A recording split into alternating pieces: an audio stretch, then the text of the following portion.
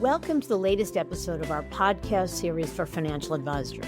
Today's episode is Attracting, Advising, and Advancing Women, a guide for forward-thinking firms. It's a conversation with Cary Carbonaro, Managing Wealth Advisor and Women in Wealth Ambassador at Ashton Thomas. I'm Mindy Diamond, and this is the Diamond Podcast for Financial Advisors. Cary, thank you so much for joining me today. I'm really looking forward to a spirited conversation. Me too. Thank you so much for having me. Pleasure. All right, let's jump in. A lot to talk about. So let's start at the beginning, where we always do. Just share with us briefly a little bit about what drew you into wealth management and just a little bit about your professional journey. Sure. My dad was a money guy, worked his whole career for JP Morgan Chase. And my growing up was socialized around money. I was taught money stories. We went to, instead of bonding around sports, we went to events like foreclosure auctions and straight talk with the Dolans. And he taught me everything about money at a really young age. And I just thought it was normal that everybody learned about this. And I didn't realize till college that nobody knows anything about money. And women worse than men about literally knowing nothing. And so when I was in college, I used to do people's budgets, and I used to just did it for fun because I'm like, this is the greatest thing in the world. Like, I know about money and nobody else does. And so that's how I started. That's got my love into the profession. And then I was like, oh my God, I could do this. People will pay me to do this. I could actually make a living from this. And that's how it started. Oh my God, that's such a great story. And I guess I have to wonder, so when you were a little girl and your father talked money to you, you see with hindsight and perspective how valuable those skills were, but did you appreciate it or find it boring when you were a kid? Oh, no, I never found it boring. I found it interesting from the minute he always talked about it, and I I was love like, it. You were excited to be with him. That's awesome "Yeah, to bond with him. it was amazing." Oh, that's so cool. Okay, that's a great story, and I thank you for sharing that. So, let's give our listeners some perspective about the business you've built now. So, a little bit about the types of clients you serve, the size of those clients, and the work you do for them. Sure. So, my practice is a little bit unique because it's 75% female, which is quite rare in this profession as a fee-only financial advisor. My What's also rare is the size and type of my female clients. My average female client makes $1 million a year. And when I say that, people sometimes guys fall out of their chairs and they're like, I didn't know women make $1 million a year. Oh, And so oh, I think that's funny, to yeah, me at least. And then the 25% of couples that I work with, in almost every case, the woman is the primary breadwinner. I have two cases where it's not, but that is my primary. So I have a pretty much backwards profession of what everybody else has, because everybody is usually 80% men, 20% women. So mhm. my size of my practice is almost 300 million, just me. And so that is also quite rare for somebody to have as my size, a large size with such not a ton of staff. And, according to Michael Kitches, I should have a staff of I think he said 9 or 10, and I Yeah. have a staff of one, maybe one and a half. So it's it runs quite well. Yeah. So, and you're right about that because what you're running is a lean and profitable practice, which we'll talk about as we continue through the conversation. But it's so interesting to me because, first of all, that male comment around, I can't believe your clients make $1 million a year. Ooh, that hurts. It Um, does. but second of all, what an awesome and admirable service you offer. I have a friend of mine who is 55 years old and just became a widow, unfortunately, and was completely ill prepared for. She never paid a bill, she never had any idea where their money was, anything. Her husband died suddenly, and she's left with picking up the pieces, and it took months and months. I actually connected her to a financial advisor who specializes in widows, a female financial advisor. But that financial advisor runs a much smaller practice than you do. And it was hard to find that person. And so I think you're doing something really wonderful because women want to work with women and men often want to work with women because I'll ask this as a question rather than a statement. In from where I sit, it's oftentimes that women are more relationship oriented and have better attention to detail than their male counterparts. Do you find that your male clients appreciate that in you and come to you because of that? Well, it's interesting. I believe my male clients who are not the primary, who are the primary breadwinners, which is not a lot because that's not my really my marketplace, but they did come to me, and I believe that they came to me because of who I am as a person, who what I stand for, and also in case something happens to them, I will be there for their wives. Mm. And I've been told that many times in my career. Yeah, I love it. I think that's great. All right, let's talk a little more about your background, your professional background, that is. So, you were at JP Morgan, you were at Citibank, you were United Capital, which is the RIA that was ultimately bought by Goldman Sachs. So, then spent a little time at Goldman Sachs, and then ACM Wealth before landing at your current firm, Ashton Thomas.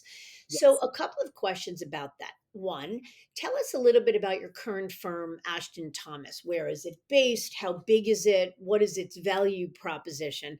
And then I want to hear a little more about what made you move from one firm to the other. Sure, we could spend the whole rest of the time on this subject. But so I would say let's talk about Ashton Thomas. So I when I was looking for a firm, really all I wanted was what I had at United Capital. And I was trying to get that back. So I wanted a large national RIA with a great CEO who's which is growing and has offices all over the country. And so and has an open architecture platform. So that's what I was looking for. I was looking to go to United what United Capital was, 15 years ago. And so Ashton Thomas was the closest thing I thought I found, or I still think it's the closest thing to United Capital 15 years ago. They're based in Scottsdale, Arizona. They are PE backed by ARAX, which also owns other wealth management shops too. And they have a very strong leader in Aaron Brote, and they are nationally all over the country and growing pretty fast. They have about 10 billion and growing. And actually, I might be wrong. It might be 12 billion right now. I haven't even looked at the latest, but it's one of those where we're growing very fast. Right. So let me ask you a question. Had you ever thought at any time about building your own firm?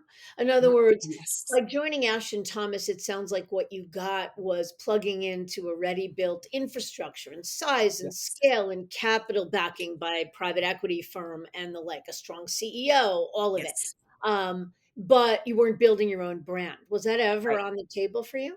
So it's interesting. I already have my own brand, and they are not actually discouraging, Cary Carbonaro and who I am and what I do and what I believe in. They're actually highlighting it and enhancing it. So for me, you got to remember, lean and mean, it's easier for me to plug into that Mm, infrastructure than hire 12 people and pay for everything out of my pocket rather than pay for a percentage. I ran the numbers every which way but loose, and I could not make it work with me doing it all myself. And I've right, been asked that question probably 1,000 times. Why wouldn't you just do it on your own? You could do it on your own. You don't need anybody else's help. Well, I do actually, because I do need help of all those. I do need all the staff. I do need all the infrastructure. I need all of that. right. Right. No, I respect that. I think that the most wonderful and exciting thing about the industry landscape today is that there's something for everyone. So the person who is highly entrepreneurial and only wants to do things on their own would never consider joining a firm like Ashton Thomas. Nothing against Ashton Thomas, but Right, plugging into somebody else's brand or vision would never cut it for them.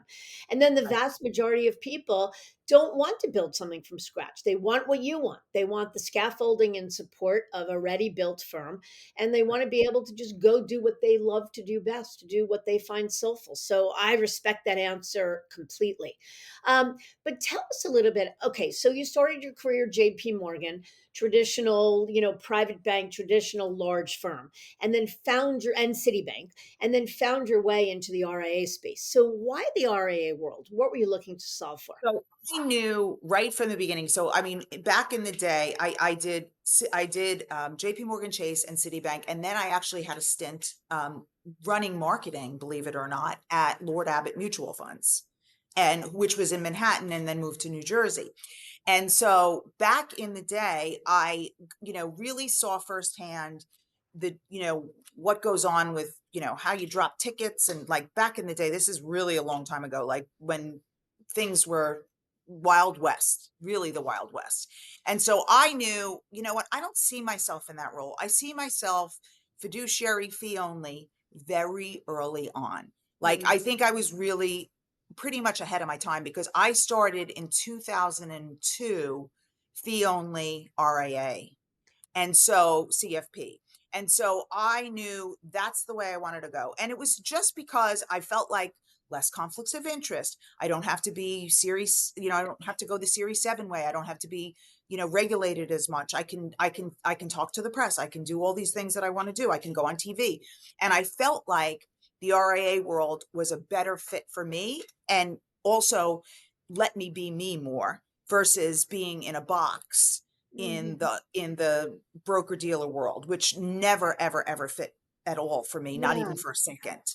So I get that completely, but I guess the one drawback to the RIA space is that you never really have the opportunity to take some nice chips off the table, monetize the business by way of a significant transition, receiving a significant transition package when you moved. How did you justify that? I mean, for Well, sure, I the became benefit. a part. I did become a partner at United Capital. So what happened was I started my own practice in 2002. And then, I mean, this is like a big long story, but then I, got divorced from 2008 to 2011. And so at that moment in time, I was actually under another RIA umbrella because of my divorce. And then in 2012, I went to United Capital. So at Mhm. United Capital, I did have a partial transaction, so to speak, taking some money off the table, where I, Right, sold 50% of cash flow at to United Capital to become a partner. So got it. that actually was a transaction in 2000, and actually it didn't happen until 2014 because I wasn't ready in 2012 after going through a 4-year divorce. I said, I'm not ready for that. Right, So I waited 2 years, and then I did the transaction in 2014. got So it. I was at United Capital from 2012 to 2019, and it Mhm. was fabulous for me. It was absolutely everything I wanted it to be. I was completely leveraging my time and expertise with everything that they had to offer. I had a lot of roles there. I was head of women's leadership, which I started from scratch with another woman, writing a business case to Joe Duran about the future of women in wealth. And I got, lots of money to do women's leadership there. I was the voice of the woman, so I used to do all the speaking and writing and TV and going around the country getting female clients for all the other offices. I was a FinLife coach, and I had a diamond level practice there. So I did a lot of different roles, and it was absolutely fantastic for me. It was, great. And did any of your clients ever, whether it be at United Capital or now at Ashton Thomas, anyone ever question the lack of brand recognition? Meaning, you're at JP Morgan, everybody knows what it is. You're at Mm. Citibank, everybody knows what it is. You go to Morgan Stanley Merrill Lynch, everybody knows what it is, and it's a firm synonymous with, high net worth. Not Um, not a chance. Nope. Not well, you know why? Because they are 100, Mindy, they are 100% in for me. not for the firm. Yeah, got it. Okay. No, that's So we hear and that a that's lot. the way That's yeah. it's always been that way. So let's talk about the transitions of the iteration. So when I go on stage, which I do a lot this year because of the book, um, I have been telling everybody, and this people fall out of their chairs. I have moved my clients 4 times in 5 years with 100% retention. Wow. I know. So, okay, let's talk about that for a second. First of all, Mhm. that's extraordinary. And I And think what you're saying is the clients are in it for you, not right, necessarily the name of the firm on the door. And correct. that's wonderful. And honestly, I've had the privilege, I've interviewing hundreds and hundreds of very impressive podcast guests like yourself, and every one of them says the same thing. When advisors practice at a big firm, their number one worry is that their clients won't follow them because they're going to lose the brand identity of Morgan Stanley or UBS or whatever it may be. And when they leave that space, they realize the exact opposite. So you're corroborating that. But I do think that the at the end of the day, a move 4 times in 5 years can sometimes, no matter how loyal or how much a client loves you, can result in what we call client fatigue. Never experienced that. None of them questioned it. Well, they questioned it, but I'm so open and honest about what happened and why that everybody understood. So I mean, and so when I tell my story, first I was at United Capital and I would not have ever left. So that's first where I was. Then we got sold to Goldman, which I had absolutely nothing to do with, and there was no way I could get out of it. And believe me, I tried. I spent hundreds of thousands of dollars to try to get out of my contract. I even tried to buy my business back and they Mhm. reneged on me. So it was an absolute disaster. I talk about it in the book. It was, I almost lost my career. I almost gave up. Mm. Luckily, I didn't. So then on the other side of that transaction of Goldman, I had to quit and run out my non-compete, which was also incredibly difficult. So I literally jumped off a net with nothing underneath me, like literally off a high wire, Right. and had no idea what was going to happen. I really didn't. And I was just like, whatever, I have to believe in myself. I have to believe this is the right thing to do. And I'm doing it. So Mhm. I quit Goldman. I ran out my non-compete and I wound up at the wrong firm on the other side. And that was unfortunate because at that moment in time, Mindy, and it's funny because it's what you do for a living, but everyone thought I was going to get a TRO. I was going to get sued. I was going into a lawsuit, a multi-million dollar lawsuit with Goldman. I had the attorney saying that. I had everybody was afraid of Goldman and nobody would touch me with a 10-foot pole. So I wound up in a bad contract with the wrong firm on the other side. And when I knew from before I even walked in the door, it was wrong. I tried to renegotiate. There was nothing I could do. They were, absolutely unreasonable. And from the minute I walked in the door, I said, I'm leaving. And they said, you just got here. And I said, it doesn't matter. And I Mm. spent a year and a half looking for another firm and I found Ashton Thomas. So I Mhm. knew the hardest was going to be going from from ACM to Ashton Thomas because I literally just moved. And I explained this whole entire story to everybody, every one of my clients. I explained, the pros and cons of everything. And I said, or I can just retire. And Mhm. nobody wanted that. And they said, oh no, we will go with you to the new firm. And that's what Yeah. happened. What I hear you saying and what resonates with me is your story is about authenticity. And clients can smell authenticity a mile away. They know when an advisor is moving for personal financial gain, and they Mhm. know and appreciate when an advisor is moving for the right reasons for their benefit. And it sounds like that was the case. And that's exactly why your clients have been loyal and followed you. But I do want to ask you a question. So let's look at Goldman Sachs for a minute. So for those not familiar, again, United Capital was a fabulous RIA, as Cary has alluded to, that sold to Goldman Sachs. And at first, the hope on the part of the advisors that worked for United Capital was that the Goldman name would really resonate with high net worth clients and allow them to take their business upstream. But what wound up happening for almost everyone was it was just a really, really, really poor, and I'm probably underselling, cultural fit, and it just didn't work. And so, but the Goldman name is a powerful one. So let me ask you a question from the perspective of the term open architecture. What does the open architecture RIA world allow you to do differently than you might have had, say, at Goldman Sachs, for example?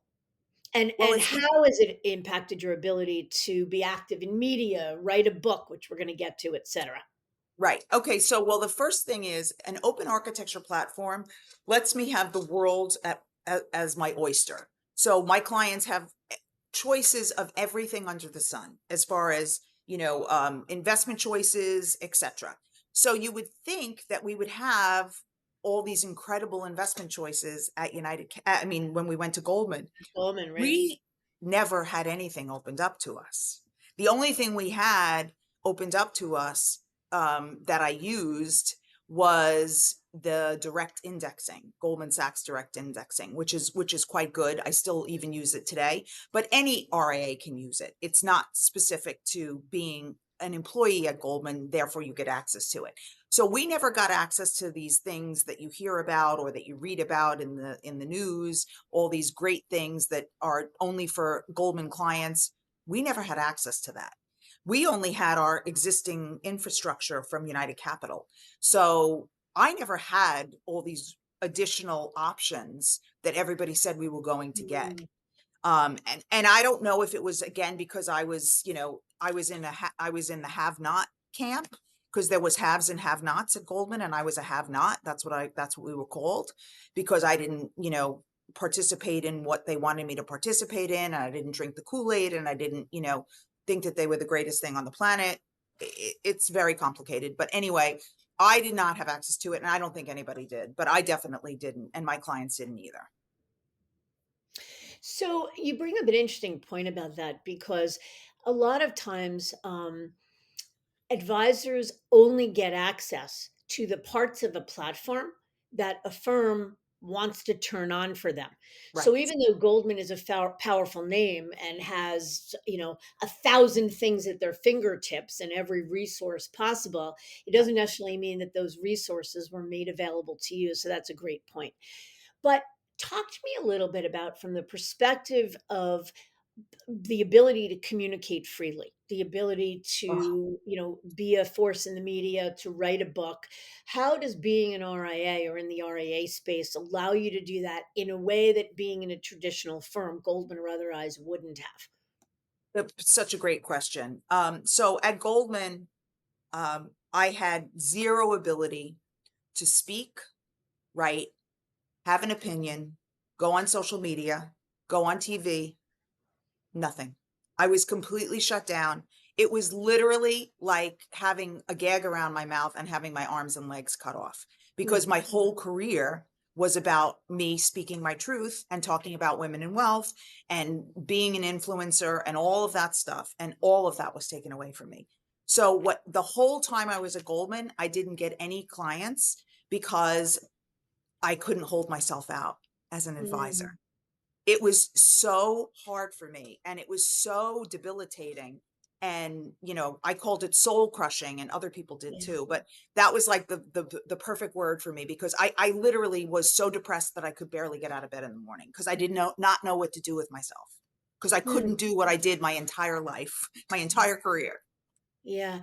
The word that comes to mind there is the word congruence. I think that the thing that drives, so I'm a recruiter, so the things to me that drives movement when an advisor chooses to make a change, leave a firm, do something different, is a lack of congruence. That's what you're talking about. That you had a vision of being able to communicate and serve clients in a certain way. The firm you were forced to work for or went to work for disallowed that. And it is that lack of congruence or incongruence between what you wanted and what they allowed that forced you to find something different. And I do think that that is one thing that really defines the RIA space. And the congruence is either go build your own, because then it's all about your own vision and executing on it, or find a firm like you did with Ashton Thomas, who has similar values and goals, allows you to execute the way you want to, and there is congruence between you, your goals, the way you want to serve clients, and theirs. Does that sound right to you?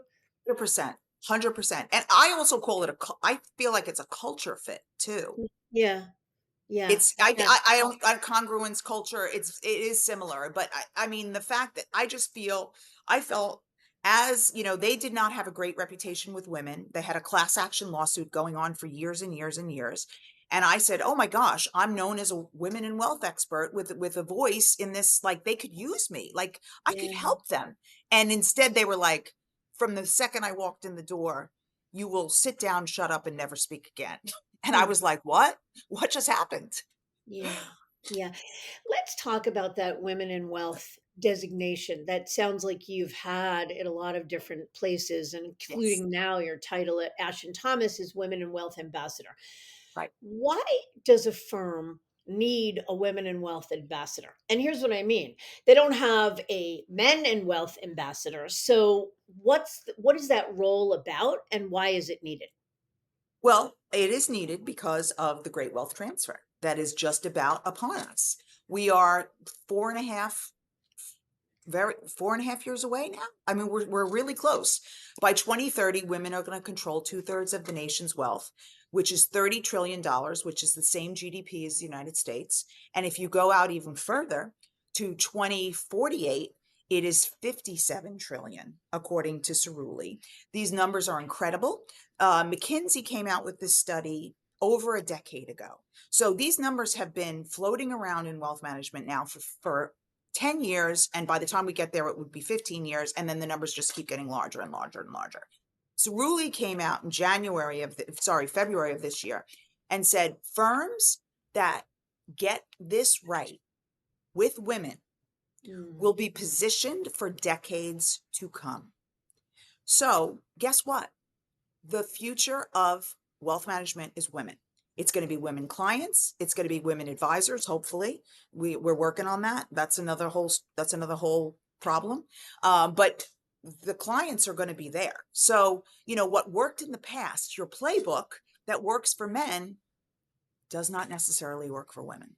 And the reason that we know this is because of the stat of 70 to 90% of women leave when their spouse dies. yeah. So let's talk about that. In fact, in addition to being active in the media, you recently authored your second book. It's called Yes. Women in Wealth, the playbook to empower clients and unlock their future. So tell us a little bit. First of all, congratulations. Thank That's you. as an author myself, I know how daunting a challenge that is. And so just getting it done is amazing.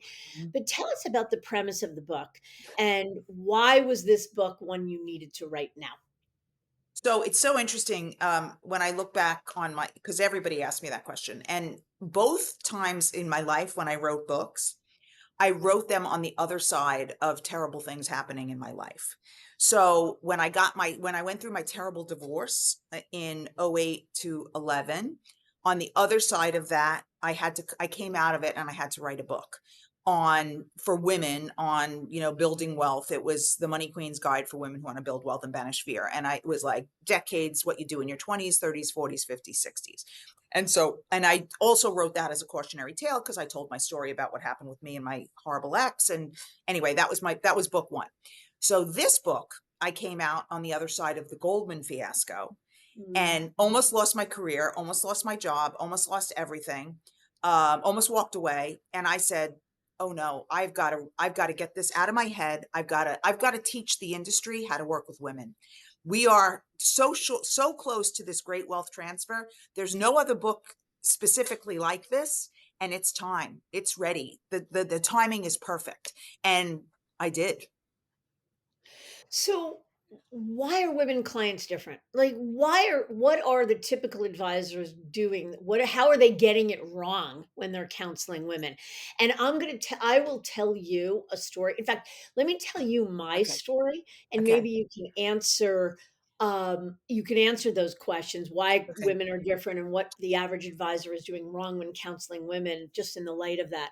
So my husband and I had a pair of financial advisors that we liked a lot, that actually my parents had used as well. So we were sort of second generation clients and they were doing good work for us.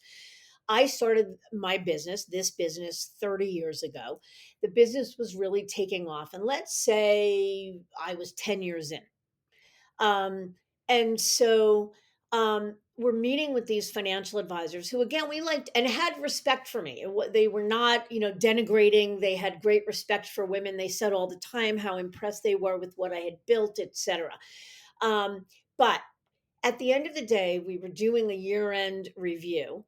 And I think I must have said something. My husband and I were together with them, and I must have said something along the lines of, so, what's it going to take for us to retire?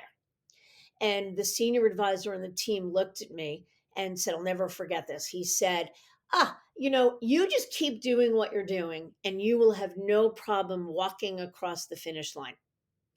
So I finished the meeting. I gasped. I didn't say anything. Finished the meeting, however many minutes later, smiled, nodded, walked out. And I turned to my husband and said, that's it. We're out of here. And he said, what are you talking about? They're great guys. We've been with them forever. I said, anyone who knows me knows I've never walked across a finish line ever. I intend to finish my career and end the day by running across, by doing spectacular things.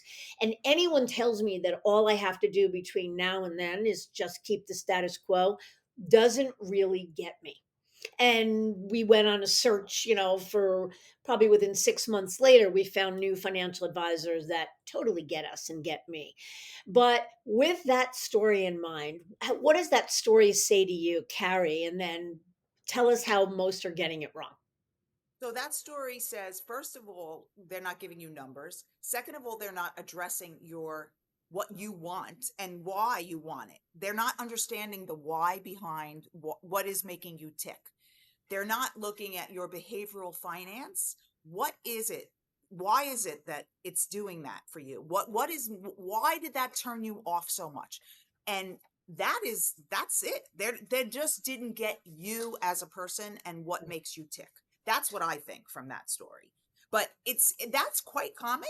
Actually, and they weren't even rude. Not It's at all. right. Not at And they all. weren't even rude. They probably didn't even think they did anything wrong. 100%. They had no idea we did anything wrong. And to be honest with you, I grappled with the question of when we left. Do I tell them? I did tell them. And I was really honest. And the reason I was is because of what I do for a living. I think Right. so many clients opt to leave a financial advisor, and the financial advisor has no idea why. Right. I felt I was giving them a gift by telling them that they turned me off by not asking me what was important to me and by really keying into what mattered most to me. And that by doing so, they lost a client and a client that got bigger over time and all of it.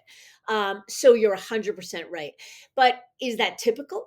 And Yeah. is that something that only women want? Like what's the No, secret I sauce? don't know if it's something that, I mean, I'm sure some men want it too, but I mean, that's where in that case, in specifically in that case, if they dug deeper and used the behavioral finance tools to understand the why of what makes you tick. So it's interesting because at United Capital, I think we were kind of ahead of our time because we had a lot of behavioral finance tools and they're actually becoming incredibly popular today. And if you're not using them, you should be, and especially with your female clients, because you need to know what is making them tick and why. And the more questions you ask and the deeper your relationship goes with that person, the more they're going to be connected to you personally, professionally. They're never going to leave you. I mean, I'm the perfect example of 4 times in 5 years of my clients, not leaving me because they know how much I care about them. And then I always go into that funny little thing that, clients don't care how much you know until they know how much you care. And I'm like a big, huge fan of that. So that's kind of how I practice. But let's talk about what makes women clients different, right? Because I get asked that all the time.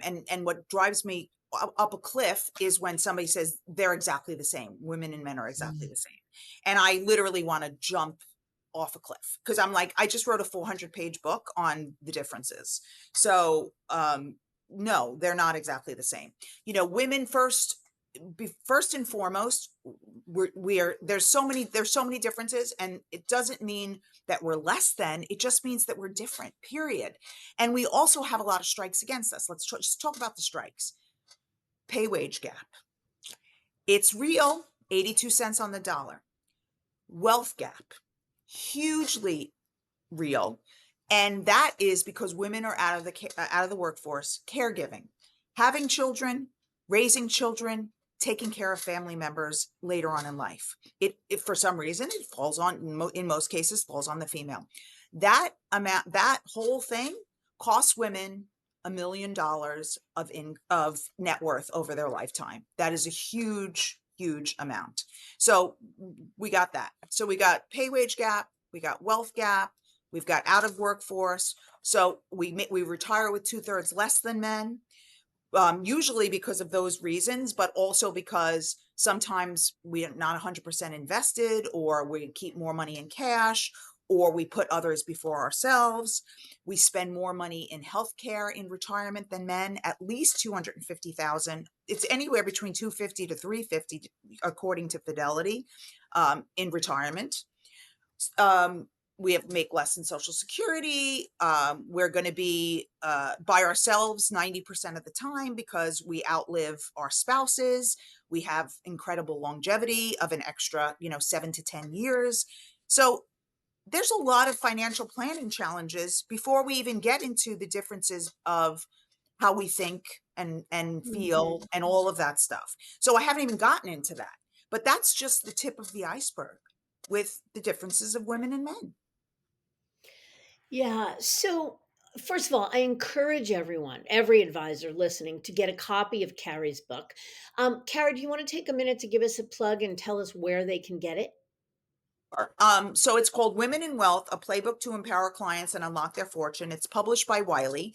You can get it in Barnes and Noble. You can get it at Amazon. I'm sure it's at some small bookstores. I know a lot of people like independent bookstores, but because it's an industry book, it's not necessarily at every bookstore because it's got a specific audience for you guys. It's for financial advisors, but ironically, it's for financial advisors and women who are lay people are also reading the book, because a lot of the reviews are saying this is what an advisor relationship should look like. These are Mhm. the questions you should be asking your advisor.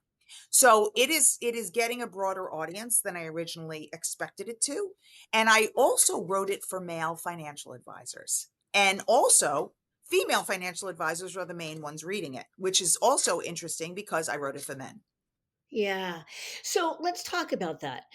There are so many, countless male and female CEOs of wealth management firms, large and small, Yeah. that recognize what Cerulli said, that the great women in wealth transfer and the great migration of wealth, and recognize the importance of a recruiting women financial advisors, and b bringing on more women clients. So can you talk with us a little bit about, say, 4 or 5 of the most important best practices that someone who is looking to recruit more women advisors, what are some of the things that they could or should put into action? So it's interesting because we're working on this with the CFP board, Center for Financial Planning, trying to bring more women into the profession. And it's quite difficult. It's more difficult than you would actually think because as you know, I think we're what, 23.9% of the profession. So just not even 24. And we're bringing more women in, but the denominator of men is not going down because men are not retiring. So we're not getting that number up, even though we've brought a lot of women in. And the other issue is we can go back all the way to high school and middle school. I also am working with Rock the Street Wall Street, which is a nonprofit that tries to educate women about the profession and also about financial literacy. And they bring in the women and also their mothers and that, like, their family into the conversation. But what's so interesting is in about 12 years old, and sometimes even earlier, women start to lose confidence. And the teachers who are teaching math start to focus on the men, and women are just like, oh, it's just, math is for boys. And so that's the whole STEM thing, which is like a huge, and then I also did something with the CFP board where we went to the Girl Scout National Convention. We had a huge booth. We probably talked to 3,000 girls from age probably 5 to 18 while we were there. Not one of them, except for, oh, okay, one, because their father was a CFP. Nobody knows what a CFP is. Interesting. Nobody knows it's a profession. Nobody knows it's a thing. Nobody knows they can go to college for it. Everybody knows what a CPA is, an accountant. Everybody knows what an attorney is. Nobody knows what a CFP is. Hmm. Nobody there did. So we were going through, you can make a lot of money, you can help people, you can, and just opening their eyes. We had future CFP tattoos, future CFP selfie sticks, things that they could take pictures of. So I felt like we planted thousands of seeds, but it is way more difficult than you think because we don't have the name recognition, and we're also a new profession. So anyway, it is quite difficult. It is. So, okay, so with that in mind, what are some of the best practices that someone looking to recruit a seasoned female advisor now can be doing? Okay, Um, I would say first of all, have a women in wealth division, okay, and or a women in wealth title or women in wealth ambassador, so that they know you are serious about this, putting your money where your mouth is. That's number one. Number two, you have a women's section for women clients on your website. I think that's super important, so that a woman who wants to come to your firm can see you are recruiting female clients or you are recruiting female advisors, and what and speaking to them and speaking their language. I think it's really important. I have, a quiz in my book. How female friendly is your practice? Take the quiz. See where your blind spots are. mm, You don't may not even know what you don't know. Have a woman's perspective on how you're communicating in marketing materials to your clients.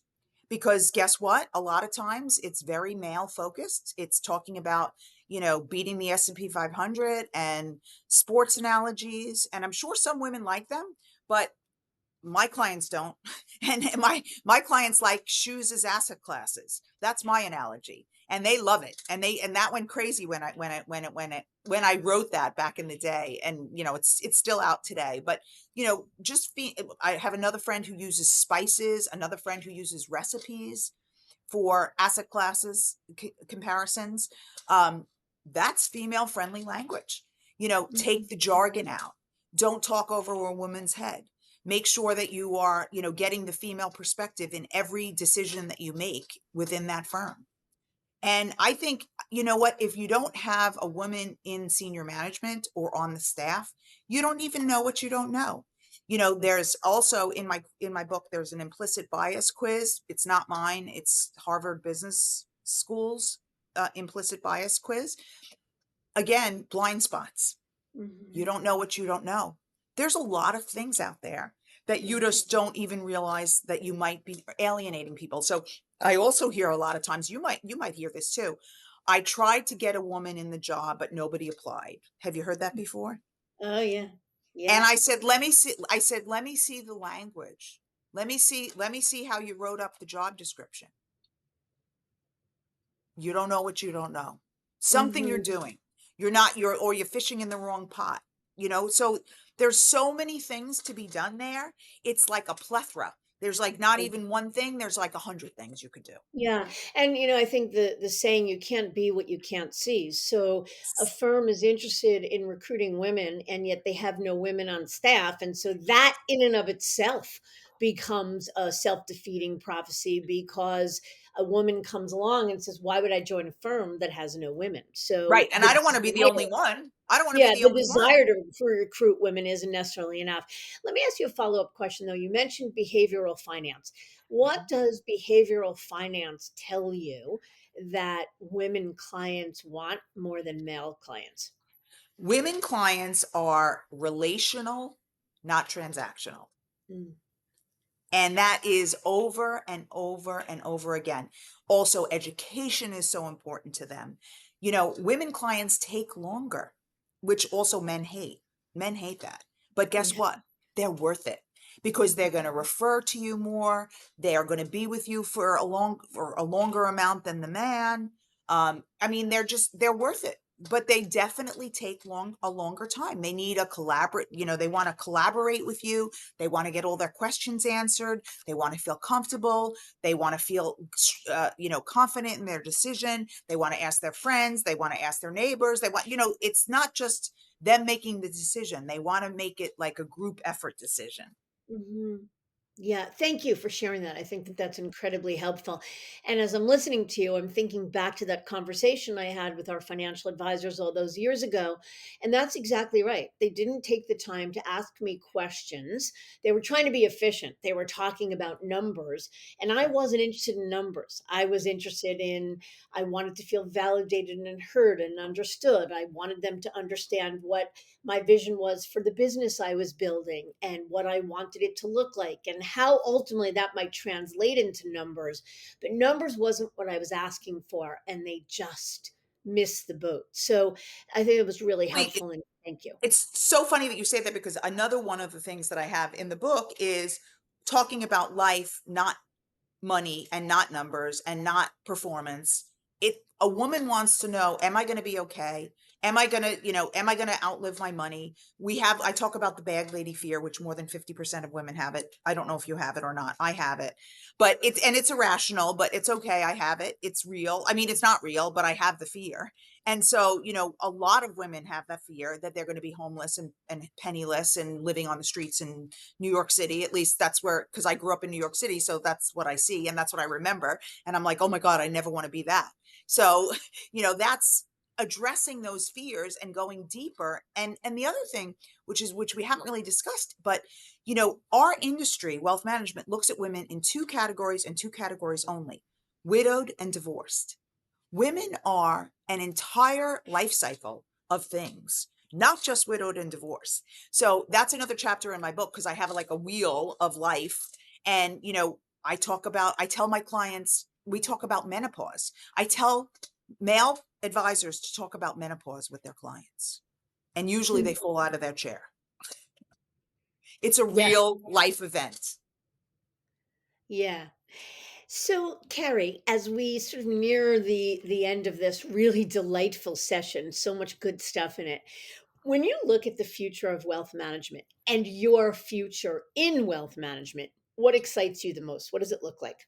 Oh my gosh. I am literally standing here with a funnel with my arms open, waiting to capture all these incredible women clients. Like, this is like, I'm here waiting. It's the most exciting time in my history. And that's the other thing is why I couldn't walk away. I couldn't walk away. I said, I can't leave before the great wealth transfer. I've been waiting for this my whole career. I want to be there. I want to be part of it. I want to be leading it. I want to be charging it. I want to be talking about it. So it's the most exciting thing. And it's literally around the corner.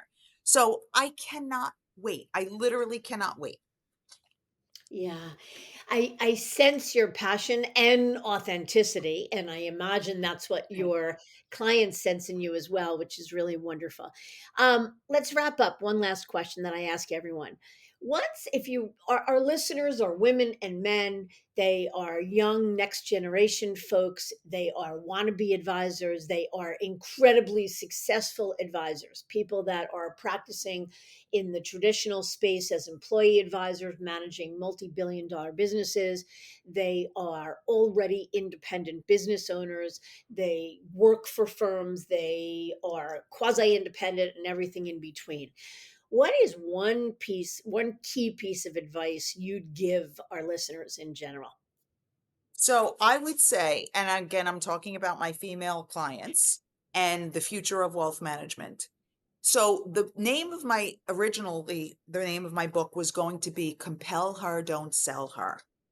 And Hmm. that's what I want to leave you with. I love Compel that. her, don't sell her. She does Yeah, not want to be sold. You you need bet. to show her why this is the best thing in the world for her and give her all the reasons why you are on her side. and you are there to help her make the best decisions in her life. So you need to compel her with all the smart reasons why. Do never sell her. Love it. I love it. What a wonderful last piece of advice. It has been delightful. I love so much of what you shared. Thank you for sharing with such passion and authenticity. Thank you for what you bring to the industry for not only women, but anybody who wants to work with a woman. And I'm excited to see what the future holds for you. Thank you so much. As a financial advisor, you hold yourself to the highest standards of integrity, honesty, and credibility. You are successful because you take your professional responsibilities seriously and are dedicated to your clients. But are you living your best business life? Are your goals aligned with your firm's, or could a better option exist? Should I Stay or Should I Go is a book written with you in mind. It's a self-guided journey that walks you through the key steps that we take with our advisor clients. This strategic thought process and roadmap to professional self-discovery is designed to help you ask the right questions and think critically and objectively, whether you're considering change or not. Learn how to get your copy at diamond-consultants.com/thebook.